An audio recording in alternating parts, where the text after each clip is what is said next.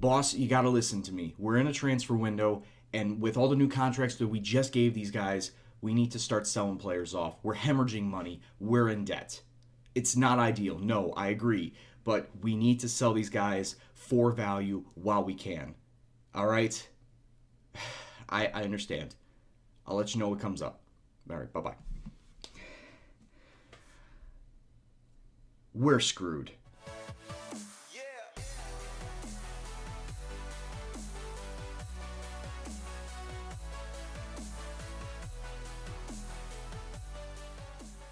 What's up, peoples? It's Gendo here, and welcome back to the Basque Boys. Reminder, if you are still enjoying the series, please go and drop it a like. Now, today, we got ourselves matches against Las Palmas in the Cup and Celta Vigo in the league. Hopefully, it goes better than what we did last time. Now, before we get to that, though, yes, we got to talk about the transfers. Yes, we got to talk about our debt. Got to show you who we got rid of. And I feel like all these transfers are going to be a little controversial. First and foremost, Mr. Torn Hamstring himself, Adariz, has been sold to Al Ahly in Saudi Arabia for €650,000. Yes, I understand. He's great mentally. He still has those decent finishing stats. But physically, after that torn hamstring, it's just been all downhill from there. And I feel like we're only going to probably get one more good year out of him. Good enough year out of him. So better to sell him for value now and worry about the striking options later. And the other two players we sold both went to Spurs. Oscar DeMarcos going for €12.5 million. Eventually could rise to 14.5 due to league appearances and whatnot. He was a great right back for us. But with Bovega and Lukue sitting behind him, I feel like we had the depth where if he left, one of them could step up and replace him with ease. So we wanted to get some money out of him. And yeah, he said he wanted to leave. He did say he wanted to leave to a bigger club. PSG was coming after him. Roma was coming after him as well. But eventually, he went to Spurs. Now, this one will trigger a lot of you, I'm sure. Iñaki Williams also going to Spurs for $19.5 million, which could eventually rise up to $29 million based off of incentives. Yes, I understand he's fast. Yes, I understand his finishing is great. But he has had 3 injuries of 2 weeks or longer over this past half season. If he continues down that road and continues to be as injury prone as he is, he really isn't worth the value for money. I was paying €71,000 a week for this kid, and he only played 7 matches for us. That's not worth it. And even then, a 6-7 rating over those 7 matches, it's not worth it. So it's better just to get the value for him now and worry about replenishing him later with the money that we get back from Spurs. Like I said, it's not ideal, but we were hemorrhaging money with all the new contracts, and he was one of those guys that needed to go. We do have a couple potential inclusions. The contracts have been offered, but nothing has been finalized as of yet. Ismael Lopez potentially for €4 million coming in from Sporting Gijón. We needed somebody to back up Balenciaga out on the left wing. We don't have anybody of potential quality behind him. Ismael Lopez looks like he can do a job. Also, because our center backing core is a little weak when we use the sweeper formation, we're going to try and bring in Unai Garcia from Osasuna for a fee of €2 million. A decent man. He's probably on the level of Gorka Elizondo, if not a little better than that, so back quality at best. And finally, we did put in a loan offer for Mikel Merino to pay his entire wage for the rest of the season, but we're not the only ones that are doing that. RB Leipzig have put in a loan offer as well.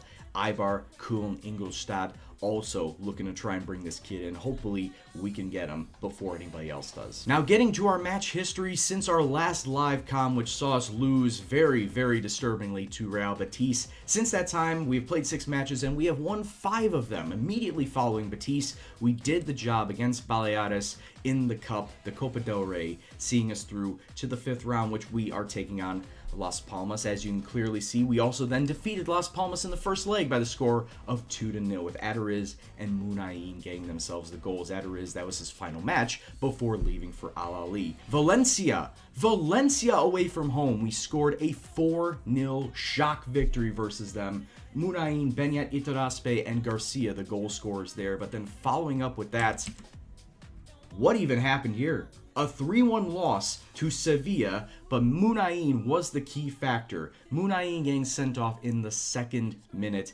That was pretty much all she wrote right there. We were able to get a goal at the very end, Laporte in the 84th minute, but it was all Sevilla from the first half on, from that red card on. Couldn't really do much of anything there. And then following the Las Palmas first match, we took on Leganes with Mikel San Jose picking up a couple of goals, giving us a 2-0 victory there. But now it's time to turn our attention to these matches today, and the first one up is the second leg of the 5th round Copa del Rey versus Las Palmas. We're going to be at home, and we're going to come out in the 4-3-3. Sitting there in net, it is Gorka. Along the back line, we got Balenciaga, Laporte, San Jose, and Lecue. We Iturraspe as the defensive mid, Eraso and Benyat, the 2 center mids. Munain and Akeche out on the wings with Raul Garcia sitting up top. As you can see, Las Palmas coming out with a 4-2-3-1, so I've had bad times versus a 4-2-3-1, but hopefully today we don't come across bad times. So let's go kick off and see what happens. Las Palmas has some really good defense. They really can close up shop when they can. Raul Garcia, holy crap, from the top of the D, Raul Garcia with a nice long shot. And it's 1-0 to Athletic Bilbao right off the bat. I don't think anybody was expecting this shot. I certainly wasn't. But Raul Garcia said, hey, I'll just take the shot first time. And into the back of the net, top right corner it goes. Not a lot happening. Oh, I spoke too soon. There is a corner kick for Las Palmas and Agaracheque. So we give away a penalty, and Las Palmas could potentially get one back here. Jonathan Vieri steps up and does just that. Las Palmas equal on the day, but they're still down 3-1. We still hold that 2-goal lead. Come out to halftime, and while it's nice that we have the lead on aggregate, we are just not taking the chances that we should. We're getting the ball in front of net. We're just not taking the shots on net like we should. Overall, I think we're doing okay. Keep it up, lads. So let's go out there, second 45. Let's see us through to the quarterfinals. That's what the boards say is our target. We should make the quarterfinals of this Copa del Rey. And after we finish this off, we'll find out who we could potentially play. I gotta say, everyone's looking very complacent. And the complacency is okay for now, I guess. But with 19 minutes left, we need to not be complacent. Jonathan Vieri coming inside. Well, while there were apparently several shots, look at that. There were 22 shots between us. Not a lot of highlights, though. I don't understand why there weren't a lot of highlights. I'll take the win. On aggregate, I will take the win. 3-1 Athletic over Las Palmas, but man, it just felt like there was a bit disheartening that there just weren't a lot of highlights. Anyway, it was a bit of a let-off. We should be doing a lot better against this against better sides. Las Palmas sitting in 13th place. But hey, a win is a win, like I said. Who are we going to draw? Oh, for sake. Well, guys, it was nice knowing the cup run. That's a kick in the bollocks right there. Good news, though, we have our backup left back officially coming into the club. Isma Lopez for €4 million. Sporting Gijón to Athletic Club. Welcome to the club, Isma. I can't win. I bring him in and he gets injured right away. Well, signing number 2 coming into the club, and hopefully he doesn't get himself injured after the first day of being at the club. Unai Garcia coming in, €2 million from Osasuna. Right, so now we got ourselves the second match of today, and it is a league match versus Celta Vigo. 4th place Celta Vigo. If we come away with a win today, we jump up into Europa League placement. 6th place is on the line for us here. Basically, an untouched side, basically.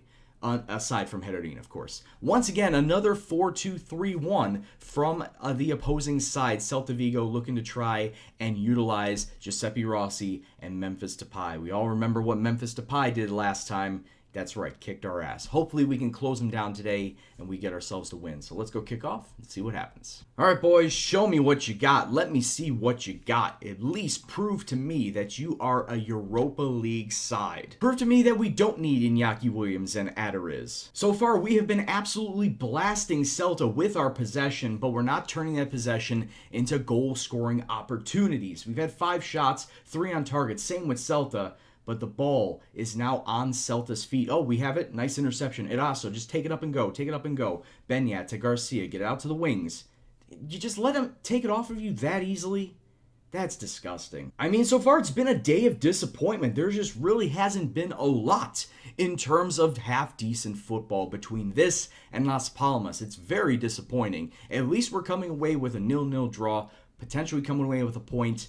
But I'm just not seeing a lot of hustle or want or will or urgency. Really, I'm not seeing a lot of that from anybody on this team. And it doesn't help that my striker and my wingers don't look very arsed about anything. Akeche, I really want to sub him out because he's not doing too well, but I don't have anybody on the bench that could potentially take his place. So as of right now, we're just going to have to deal with what we have. Ball coming up front, 30 minutes. Not even 30 seconds. And the boys have let me down in the second half. What the hell is my defense doing? Free kick for Celta Vigo, getting up the right side, but Munayin taking him off the ball, pushing up the pitch. Why are you letting him take him off? Use your pace. Munayin's a fast player. Now, why he was just holding that play up instead of taking it down the wing, I have no idea. It's 2-0 to Celta. What the... I guess Celta are the surprise team this year. There's always a surprise team in La Liga that's, you shouldn't be up in the place that they're at. Celta's that team. There's the final whistle. Celta 2, Athletic 0.